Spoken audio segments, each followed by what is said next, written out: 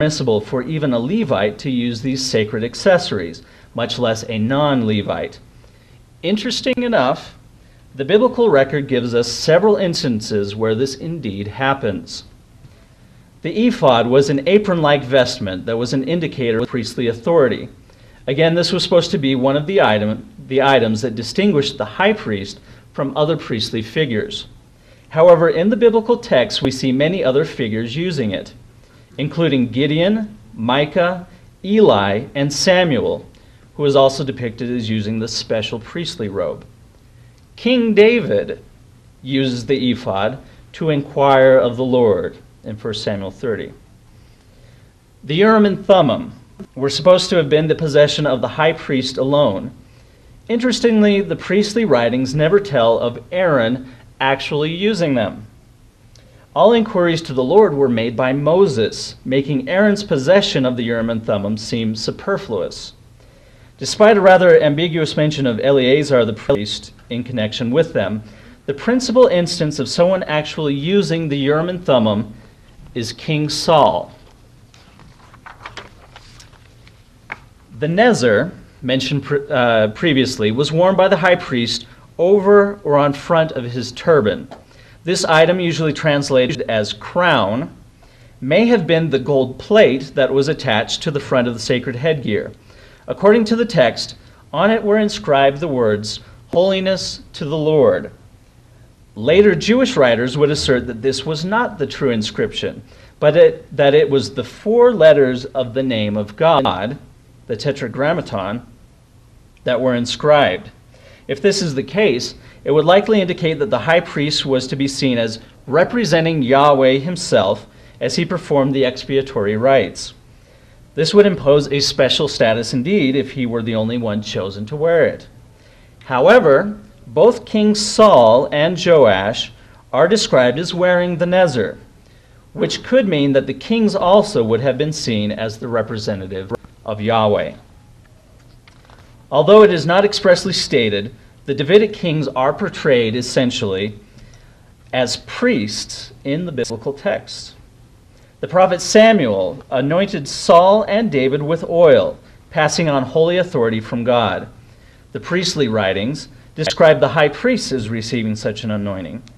While Saul was censored by Samuel for offering sacrifice at Gilgal, David, Solomon, and Ahaz openly make sacrifices with the apparent approval of the people, prophets, priests, and God. The Davidic kings also had the prerogative to bless the people, which right was reserved to the priests in Numbers 6 and 1 Chronicles 23. The monarchy seemed to have special access to the sanctuary as well. In 2 Samuel 7, David goes into the Lord's tent and sits before the Ark of the Covenant in the presence of the Lord, which was a posture forbidden to even the high priest. He does this with the apparent approval of Nathan the prophet, who has just been with him. Solomon does similarly, entering the temple and standing before the ark, which, as mentioned, the high priest would only do at specified times. David makes plans for the great house of the Lord, and Solomon builds and dedicates it.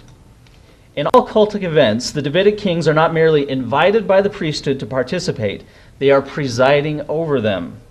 For example, David is responsible for bringing the Ark of the Covenant to Jerusalem. He takes an active and presiding role in the religious procession that ensues. He wears the priestly ephod, dances before the ark, offers sacrifice, makes a feast, and blesses the people in the name of the Lord of hosts. He does not do these things after asking the priest's permission, nor is he simply substituting for absent priests. They are apparently subordinate to him. He organizes the ranks of the priests and the Levites. David is washed, anointed, and changes apparel just like the priests. He walks into the house of the Lord and worships as if it were his own personal royal chapel.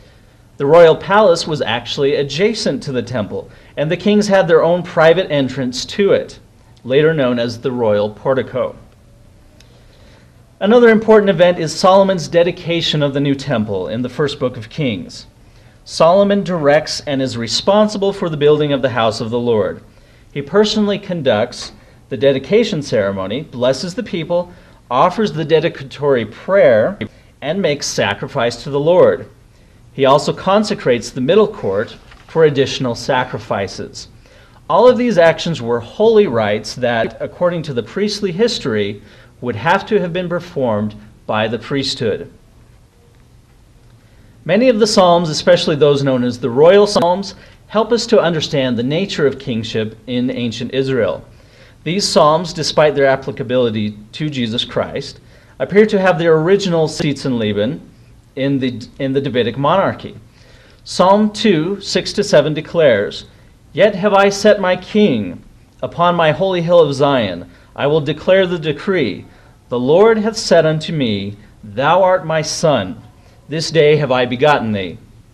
That the king was considered the Son of God is also supported by 2 Samuel 7:14 and 1 Chronicles 22:10, where both David and Solomon, respectively, are called son by God himself. In Psalm 89:27, the Davidic king is designated firstborn. Rather than being sons of God by birth, however, it can be interpreted that these are adopted as God's son upon being anointed king. Further evidence for the king as representative of Yahweh is found in a rather shocking passage in 1 Chronicles 29, where Solomon is anointed king in place of his father David. Verse 23 states that Solomon sat on the throne of the Lord as king. It is explained that when Solomon is presented as king, David said to all the congregation, "Now bless the Lord your God." And all the congregation blessed the Lord of their fathers, and bowed down their heads, and worshiped the Lord and the king. That's what it says. It appears that Israel recognized Solomon as a representative of the Lord, and Solomon even sits down on the throne of God, perhaps even the chariot throne in the Holy of Holies. According to Mettinger, Psalm 110 calls both Yahweh and King Lord, and depicts God inviting the king to sit down beside God's throne. This should likely be understood as the king sitting on God's throne, sharing his power. The king, he explains, is God's co-regent, exercising delegated divine power. Okay, now, it's not likely that the people of Judah saw their king as a god, but as someone who represented God, standing in his place on earth. In fact, there is much evidence that the king led and participated in a ritualized cultic drama that took place during a yearly celebration of the new year, the Autumn Festival, the most important of all festivals in ancient Israel. Although not specifically delineated in the biblical text, we can piece together from different passages an event that is analogous to other ancient festivals that took place in Mesopotamia and elsewhere at the time. Mowinkle saw in the Psalms a liturgy for this annual festival, a cultic dramatization of the victory of Yahweh over the forces of chaos, his creation of the cosmos, and his enthronement as king in the temple, which is paralleled and represented in a ritualized reenactment involving the earthly king. As this material has been so fully covered in previous research, and I don't have a whole lot of time, I will not go into it here today. However, possibly the most significant part of this liturgy for our understanding of the king's priesthood is the ritual described in Psalm 110, which deals with the king's rebirth. He has been ritually slain and then reborn and elevated for all time, not only to the throne, but also to the priesthood of Melchizedek. I will further discuss the Melchizedek priesthood shortly. In the words of Deborah Rook, the idea of the Israelite monarchy as an example of sacral kingship has become an accepted piece of received scholarly wisdom. And of course, one of the characteristics of sacral kingship is that it bestows upon its office holders a priestly role. Not only did he have some priestly functions, she says, But the king was also ex officio the most important priest in the nation and had ultimate control over the cultic arrangement.